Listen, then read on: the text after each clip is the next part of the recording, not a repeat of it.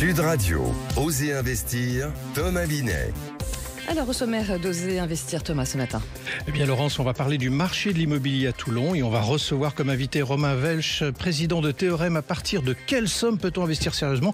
Mais il va tenter de nous répondre à cette question. Et avec Guy Marty, notre expert en gestion de patrimoine, on va parler du mot risque cette semaine.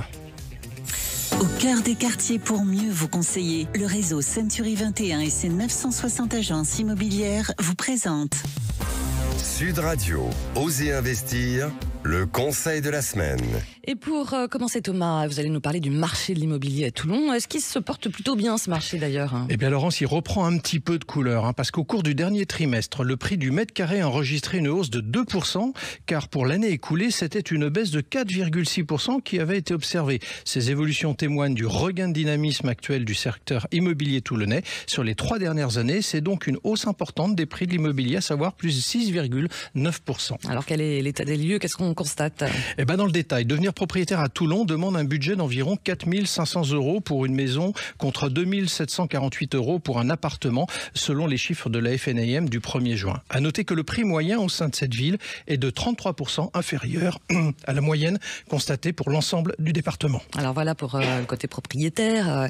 Du côté du marché de la location, est-ce que c'est dynamique? Eh bien, du côté de la location, les loyers connaissent une variation de plus 4% comparé à la même période l'année précédente. La tendance est donc à la hausse pour un 3 pièces et plus. Cela monte même jusqu'à 4,8%. Et pour terminer, quel est le parc actuel des résidences principales? Il est en progression depuis 10 ans car elles sont au nombre de 89 500 contre 79 000 en 2009. Et pour être complet, celui des résidences secondaires et des logements occasionnels est lui en repli à 2222 logements. Allez, place à votre invité de la semaine ce matin, Romain Welch, président de Théorème, société de gestion indépendante spécialisée en immobilier. Bonjour.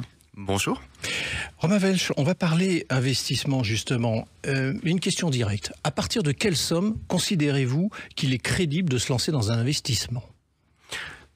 À mon avis, tout le monde doit pouvoir mettre un peu d'argent tous les mois de côté pour épargner en vue notamment de sa retraite. Certains produits permettent d'investir des sommes modiques. On peut commencer par exemple avec des SCPI des 1 000 €. D'accord, donc c'est la somme de 1 000 € que vous préconisez pour commencer à devenir un petit investisseur. Il ne faut pas se mettre de contraintes. Et puis, c'est les petites économies qui, à terme, feront un patrimoine un peu plus important.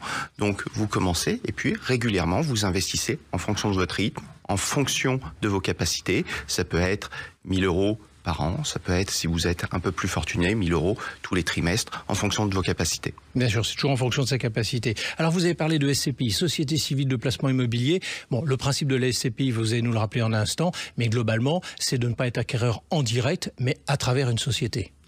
Tout à fait.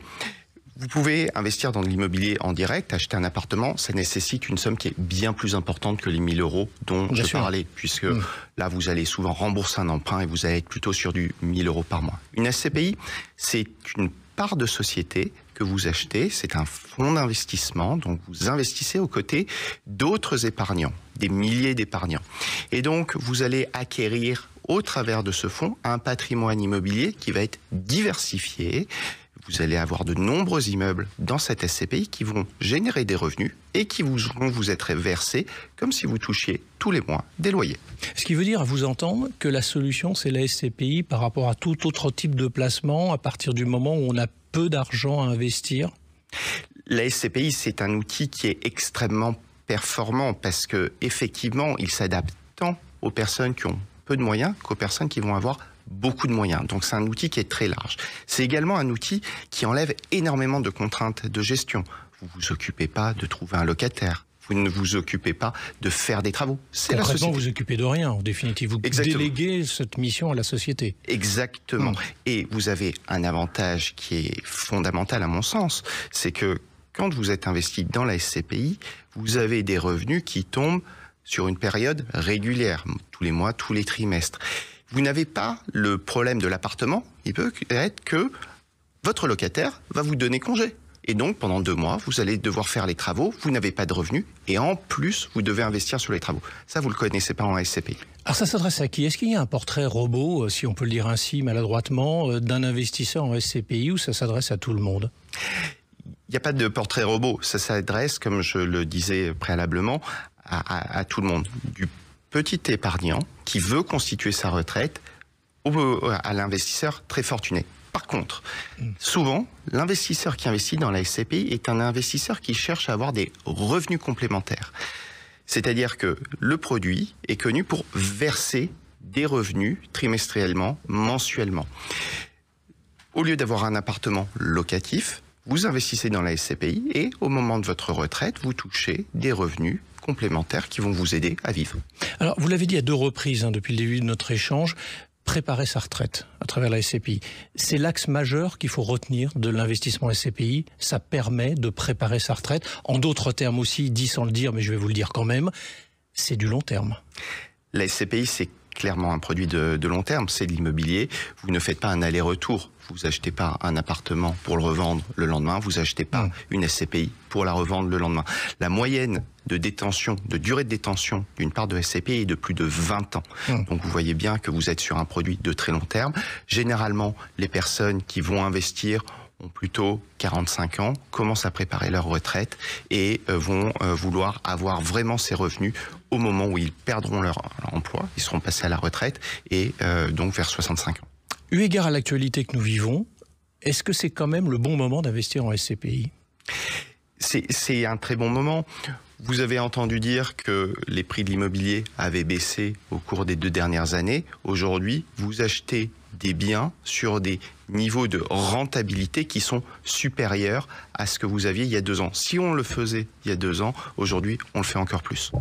Diversifier les actifs pour des sociétés comme les vôtres, c'est la base des rendements que vous évoquez qui peuvent être dynamiques, objectivement. Dans quel type d'actifs investissez-vous de manière à donner évidemment un rendement intéressant à vos épargnants ? Les sociétés de civil de placement immobilier investissent dans tout type d'actifs immobiliers. Il y a des actifs meilleurs que d'autres, j'imagine. Exact. Alors, il y a des actifs meilleurs que d'autres, et là, il faut faire confiance aux sociétés de gestion.